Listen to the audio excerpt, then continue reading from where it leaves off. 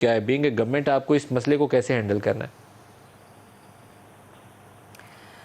شکریہ ملک صاحب. پہلے تو بات یہ ہے کہ یاسر چند ان فائنسٹ لوگوں میں سے ہے جو پی ٹی آئی میں رہتے ہوئے بھی کچھ سین ایلیمنٹ تھے، جن کے ساتھ بات بھی کی جا سکتی تھی، جن کے ساتھ کوئی ڈسکشن کی جا سکتی تھی، جن کو کسی اہم ایشوز کے اوپر جن کے ساتھ کنسلٹیشن کے بارے میں سوچا جا سکتا تھا.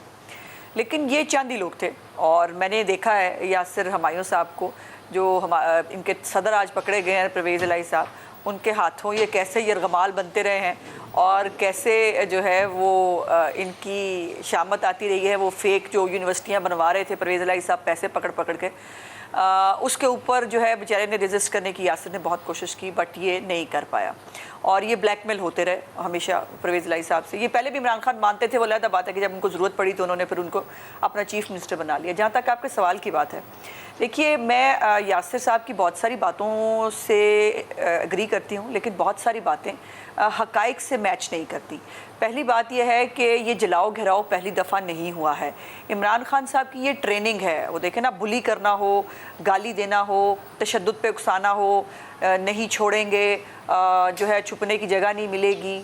اور یہ جو نفرت ہے عمران خان صاحب نے خود پیدا کی.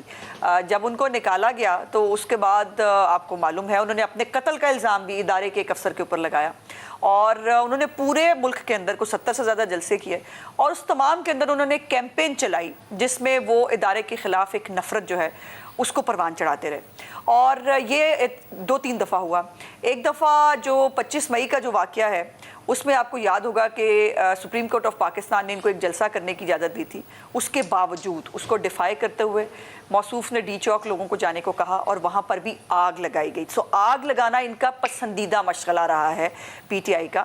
اور وہ آگ کیسے لگائی جاتی تھی وہ پھر ہم نے دیکھ لیا کہ جب زمان پاک کے باہر وارنٹس کے لیے یا کوئی کسی قانونی معاملے کے لیے جو ہے وہ کوئی ٹیم جاتی تھی تو اس کے اوپر پیٹرول بم سے کیسے حملہ کیا جاتا تھا. اب یہ سوال یہ ہے کہ یہ جو اچانک یہ تو نہیں ہو سکتا نا کہ یہ کوئی ساری جو قوم ہے، جو سارے ان کے لوگ ہیں، وہ ان کو اچانک خواب آیا کہ ہمیں کور کمانڈر ہاؤس کی طرف چلے جانا چاہیے. دیکھیے مراد سعید کا وہ آڈیو جو اس دن ریلیز ہوا، جس کے اندر وہ کہا آپ کو جگہ بتائی جا چکی ہیں، آپ نے کہاں جانا ہے، لوگ وہیں گئے.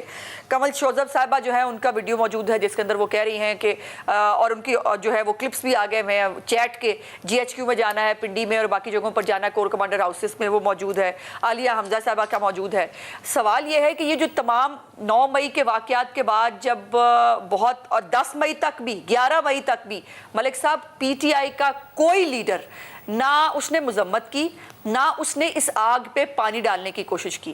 آگ کو اس لیے خانہ جنگی کا جو عمران خان صاحب کا آپ کو پتہ نا دھمکی دیا کرتے تھے، شوق اس لیے پورا نہیں ہوا چونکہ دوسری سائیڈ نے اس طرح سے رسپونڈ نہیں کیا. چونکہ عمران خان صاحب کو لاشیں لینے کا، عمران خان صاحب کو جو ہے اپنی سیاست جب ان کی ڈوب رہی ہو تو اس کے اوپر ان کو جو ہے وہ کسی کے خون کے اوپر جو ہے وہ کھڑے ہو کر اپنی سلطنت کھڑے کرنے کا ایک پرانا شوق ہے، اور وہ ہم دیکھ چکے ہیں.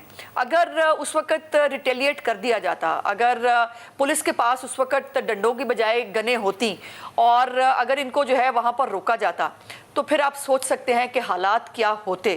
اور یہ میں بالکل قطعی طور پر یاسر کی اس بات سے اگری نہیں کرتی کہ یہ پلان نہیں تھا. بالکل پلان تھا.